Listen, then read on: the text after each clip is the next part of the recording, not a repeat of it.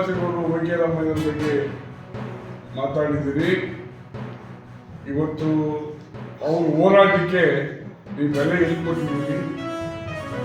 ಅವ್ರ ಹೋರಾಟನ ತುಮಕೂರು ಜಿಲ್ಲೆ ನೀರು ತರಬೇಕು ಅಂತ ಹೋರಾಟ ರೈತರಿಂದ ರೈತರಿಂದ ಹಾಳು ಮಾಡ್ತೀರಿ.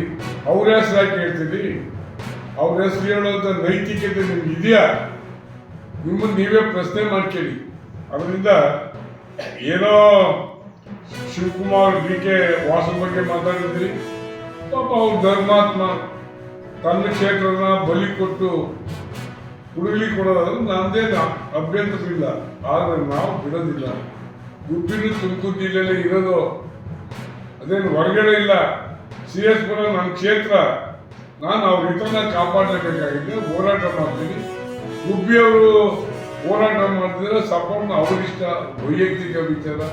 ಆ ಜನ ಅದ್ರ ಬಗ್ಗೆ ಯೋಚನೆ ಮಾಡ್ತಾರೆ. ನಾನು ಹೆಚ್ಚಿಗೆ ಮಾತಾಡಲ್ಲ.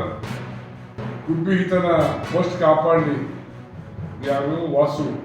ನಂತರ ಇವತ್ತೇನಾದರೂ ಬಿಟ್ಕೊಟ್ರೆ 30 ವರ್ಷದಿಂದ ಏನು ಐದ್ಪಲ್ಲ ಅಥವಾ ರಾಗಿ ಬೆಳೀತಿದ್ರಲ್ಲ ಆ ಮಟ್ಟಕ್ಕೆ ಬರ್ತೀವಿ.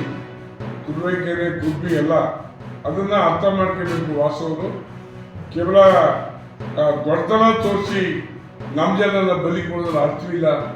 ಇದು ಅರ್ಥವಿಲ್ಲ. ಈ ಸಂದರ್ಭದಲ್ಲಿ ಹೇಳ ಬಯಸ್ತೀನಿ. ಪಕ್ಷಕ್ಕೆ ಸ್ವಇಚ್ಛೆಯಿಂದ ಯಾವುದೇ ನಿರ್ಬಂಧಗಳನ್ನು ಇಲ್ಲದೇ ಪಕ್ಷನ ಸಂಘಟಿತವಾಗಿ ಪಕ್ಷದಲ್ಲಿ ಮುಂದಿನ ದಿವಸದಲ್ಲಿ ಬಲಪಡಿಸಬೇಕು.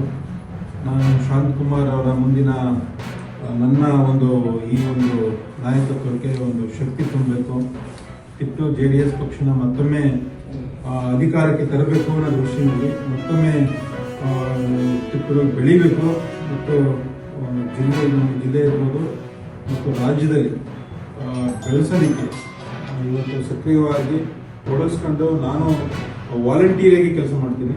ಯಾವುದೇ ಸ್ವಇಚ್ಛೆಯಿಂದ ಯಾವುದೇ ಕೋರ್ಸ್ ಇಲ್ಲದೆ ಶಕ್ತಿ ತುರುತಿನಿಂದ ಇವತ್ತು ನಮ್ಮ ಶಿವ ಉಗ್ರೇಶ್ ಅವರು ಮತ್ತು ಅವರ ಸಂಗಡಿಗರು ಎಲ್ಲರೂ ಇದ್ದಾರೆ. ತಮ್ಮ ಹೆಸರುಗಳನ್ನು ಹೇಳ್ತಾ ಇದ್ದೀನಿ. ನನಗೆ ಬಸವರಾಜ್ ಇದ್ದಾರೆ, ನಾಗರಾಜ್ ಇದ್ದಾರೆ, ಸಿದ್ದೇಶ್ವರ್ ಇದ್ದಾರೆ, ನವೀನ್ ಇದ್ದಾರೆ, ಶಿವಕುಮಾರ್ ಇದ್ದಾರೆ, ಮಧು ಇದ್ದಾರೆ, ಸತೀಶ್ ಇದ್ದಾರೆ, ಲೋಕೇಶ್ ಇದ್ದಾರೆ. ಲೋಕೇಶನ್ ಆಲ್ರೆಡಿ ಸೊ ಎಲ್ಲರೂ ಇವತ್ತು ನಮ್ಮೆಲ್ಲರ ಸಮ್ಮುಖದಲ್ಲಿ ಪಕ್ಷ ಸೇರ್ಪಡೆಯಾಗಿದ್ದಾರೆ. ನಿಮ್ಮೆಲ್ಲರಿಗೂ ಮುಂದಿನ ದಿವಸದಲ್ಲಿ ಒಳ್ಳೆಯದಾಗಲಿ. ಸದಾ ನಿಮ್ಮ ಜೊತೆ ಇರ್ತೀವಿ. ಯಾವುದೇ ಸಂದರ್ಭಗಳನ್ನು ಈಗೆಲ್ಲ ನಿಮಗೆಲ್ಲ ಗೊತ್ತಿದೆ.